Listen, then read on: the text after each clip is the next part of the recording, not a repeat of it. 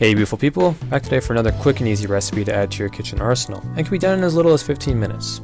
I call these garlic peanut chili noodles, but it also resembles something similar known as don don noodles, but this is just my take and spin on it. This recipe is composed of ingredients that are in everyone's pantry and fridge, and can be used with a variety of types of noodles, and ingredients can be substituted.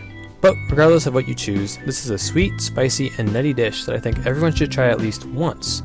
Let's get right into it. Let's start with our dry ingredients and then discuss the vegetables. For your dry ingredients, you're going to need a few bowls, but you'll need about a tablespoon of the following. Just an FYI, this makes enough sauce for about one person and for about 200 to 300 grams of noodles of pasta of your choice. In one bowl, you're going to need about a tablespoon of minced garlic and ginger. The powders work as well, but I highly recommend fresh chili flakes or cayenne pepper, half a tablespoon of black pepper, and then sesame seeds. In a different dry bowl, you're going to need about a tablespoon of peanut butter and also equal parts brown sugar. For wet ingredients, you'll need 1 tablespoon of vinegar, 1 tablespoon of Worcestershire sauce, soy sauce, and 1 tablespoon of cornstarch mixed thoroughly into this. Place these in the separate bowls as shown, and for your vegetables, you will need the following. Starting with the garlic, a cool trick to easily peel them is to cut off both ends like this, and then place them in the middle of a blade, past the heel, and then smash down on it.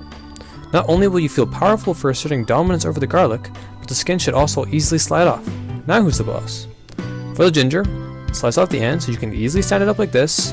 Another cool tip is you can take any metal spoon and easily shave the skin off by rapidly going up and down like this, as ginger skin is similar to paper.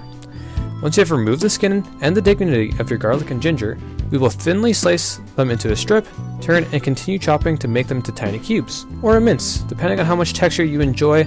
I went for the cubes. Place your knife at a 45-degree angle and slowly slide it under the mince to transfer it into a bowl relatively mess-free, and place these into your dry ingredient bowl with the chili flakes and sesame seeds. Next, take your green onion and thinly slice it. You're going to want to separate the darker green leaf and the wetter midsection. Keep the leaf part put aside and add the middle section into the same bowl as before. Now on to actually cooking, as this is why you're probably here. Get a small pan and fill it up with about 2 tablespoons of oil. I use canola, and then put it over the stove on medium heat and let it shimmer. This should take a few minutes, but it's also a good time to get a pot of water boiling and then add your noodles. Once the oil is ready after a few minutes, take it off the heat and get a heat-proof bowl with all the original dry mix ingredients. Be careful during this step, as hot oil is dangerous and will hurt if spilt over you or the floor, so please be careful. Carefully pour the oil over the ingredients while stirring with a metal spoon. World War III sound like it will ensue while you do this, but the oil will cool really quickly, and essentially making a chili oil that is infused with spices and vegetables for your dish. Quickly after it's introduced and stirred until homogeneous for about a minute and everyone is mingling at the party, add in your wet ingredients, stir until incorporated, and then add in your brown sugar and peanut butter mix. Mix until your sauce looks like this. Now this is where the speed picks up, so be prepared. Reserve about a 1/4 cup of noodle water and drain the rest of it.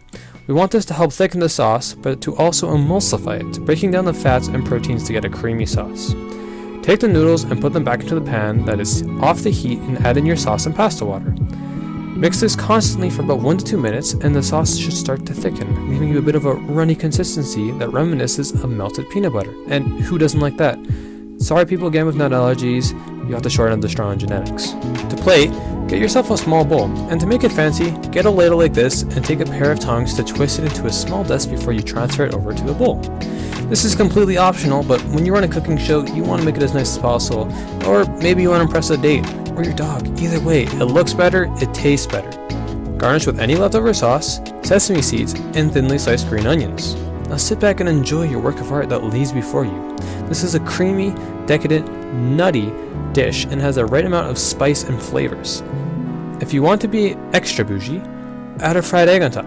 Now, if you'll excuse me, I'm gonna go enjoy this. Let me know what you think of it in the comments. I'll see you again soon sometime, hopefully, but remember to stay hungry and stay curious.